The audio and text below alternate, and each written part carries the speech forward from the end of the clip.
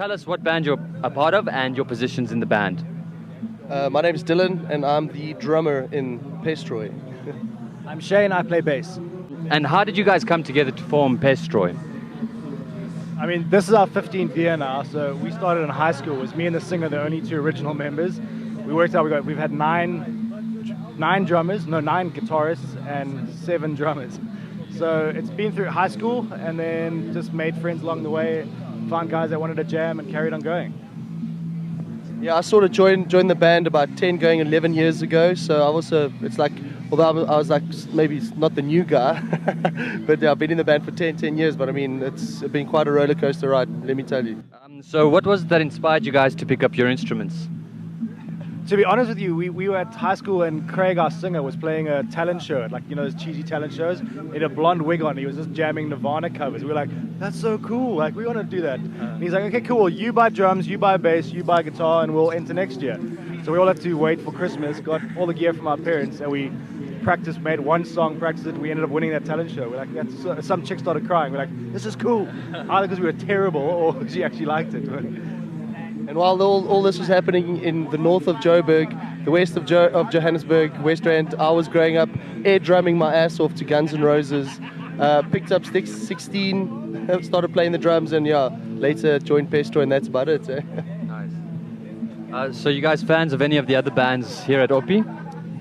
Yeah, plenty. This is actually one of the most awesome lineups I've had in a while, I think. Fuzzy Gish always kills. We watched Facing the Gutters last night. And there's a few bands that I actually I've heard of but haven't heard, which I'm keen, like Jeremy Loops, I'm very keen to have a look at.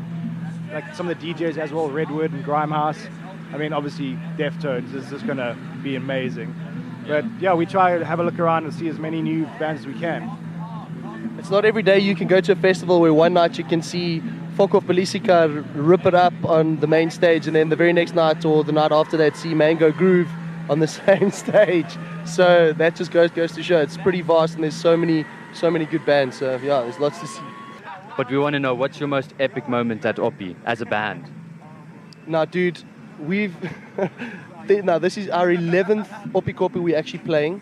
But the thing is, you need to realize there can't be a moment, because Oppikoppi in itself is one big mashed up moment in your head. So you can never pinpoint. But yeah, it's our 11th Oppikoppi. We've played 2 Easter festivals and in 9 of the main festivals, which have been quite rad.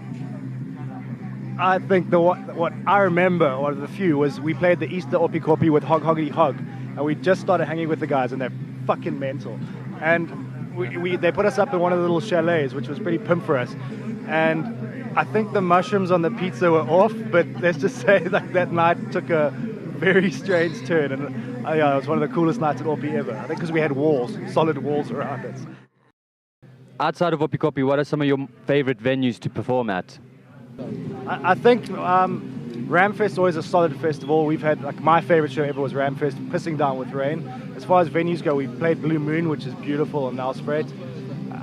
Is it closed? Oh well, it's horrible. Otherwise, what's our favorite? I love Red Door in Pietermaritzburg. It's always, those people are insane. Like, it's like 20 cents a shooter type thing, and everyone just brings their own booze anyway. And we always have a good time there. Cape Town, I still love Mercury. Great sound always. The new Arcade Empire is a rad place to party as well. Really like that. So now, outside of Oppikoppi, what was the most epic moment of your career? That would be an easy answer. I mean, it would obviously be us opening for Metallica outside of Oppikoppi. Jeez Louise. Like, biggest moments of our lives. I mean, yeah, you know, like, I won't say like childhood idols, but I mean, you know, everyone knows Metallica. As Shane said earlier, it's like, you know, you're doing well when even your mom's like, oh, you're opening for Metallica, boy, you're doing very well, eh? At what point would you guys feel your band is successful? Yeah, I think financially that's the obvious answer, but like, there's something cool as well when like a kid comes up to you and he shows you his new tattoo and it's your CD cover, and you're like, you've put that on your body forever because of something we've done. Like, that's so rewarding in itself, you know. When you, like, I was in CNA the other day, and like some kid walked up to me and he's like, dude, you're that guy from Pestroy, can you? And he bought a pen there and then and a pad. He got me to sign something, and I was like, it's a bit of a mind fuck, but it's a rad feeling, and you sort of go, you know, all the crap shows and everything. It's an ego thing because you're like, I feel cool about that. I feel fucking rad that guy knows my band and digs it enough to like care, you know. As a band, what are some of the greatest struggles that you've had to incur? And if you could bullet point that, if you like, that's... I think some of the biggest struggles, obviously, as Dill said, is finding the time and the money to carry on doing it. It is an expensive hobby.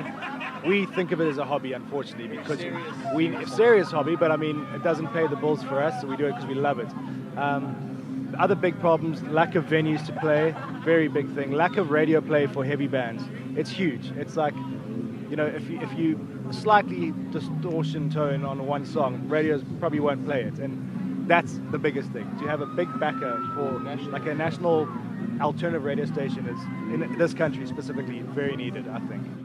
In your entire songwriting process, from the music to the lyrics to the mixing of everything, is there a motto that you try to stick to? Is there a message you're trying to get across to your fans or to the world?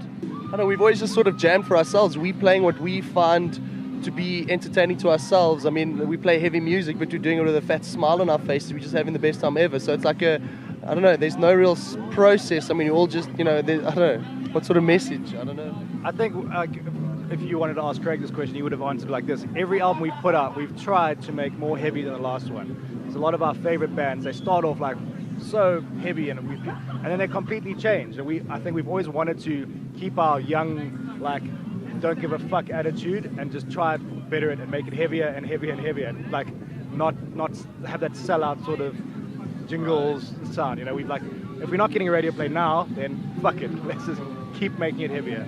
And I think it is kind of a motto, like just fucking more brutal than the last one. Well, this one's quite easy. So of the international bands, what bands shaped the way that you play as a musician today? Dude, I think as a band, our influences vary so much. Craig's very big into his like electro and drum and bass, dubstep and heavy, weird shit we haven't heard of. So for our side, it's more Deftones, Tool, Nine Inch Nails, Korn, Deftones, Head PE, Diesel, Diesel Boy, Deftones. Everyone and anything that pushes the limits that like aren't your usual radio-friendly rock bands, whether it's weird time signatures or the ethos of how they do things. Like we can say we follow Tool, who releases an album once every 7 years. It's actually pure fluke, but just very alternate bands.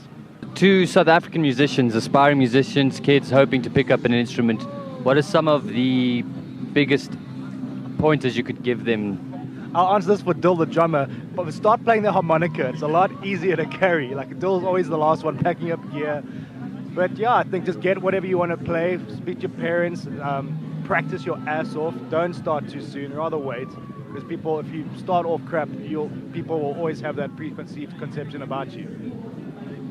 What I could say would just be don't give up, just keep at it. I mean, it's a long, tough road, and it's a lot of fun. It's a hell of a lot of fun, but there's a lot of hard work that goes in as well. But it would definitely be don't give up, keep pushing, and as long as you're doing it, you'll be having fun, and keep going. Most of our folks have been very supportive. In the early days, we used to have to jam at, obviously parents' houses, and that's when it got a bit tricky. Like we used to jam at Craig, our singer's mom's beauty salon, and I remember, so she used to work downstairs and then hear us jamming upstairs. And the first time we ever used the F word, which is fuck, in a song, she was up there in a second, shut us down, and the first time we ever got kicked out of a venue was by Craig's mom. But otherwise, yeah, our parents have been super stoked, I think. They're very proud. I think now that they can see, okay, we spent money on those drums, the bass guitar, now we see, it's actually paid off and, kept you kind of out of trouble for the most part, I guess. Anything you'd like to sort of mention in terms of promo or next show? You're welcome to mention. Yeah, definitely. I mean, what we definitely like to mention be our new album, Speed of Dark. It's going to be coming up soon. We've actually got a USB out at the moment with 15 years of footage on it. It's got 6 new tracks and literally 15 years worth of shit. Like every photo we've taken, festivals, I mean, from 2000. I mean, we've even got footage from Oppikoppi main stage 2003, before Shane had a beard. It was amazing. You got to see that. So that's pretty much it, eh?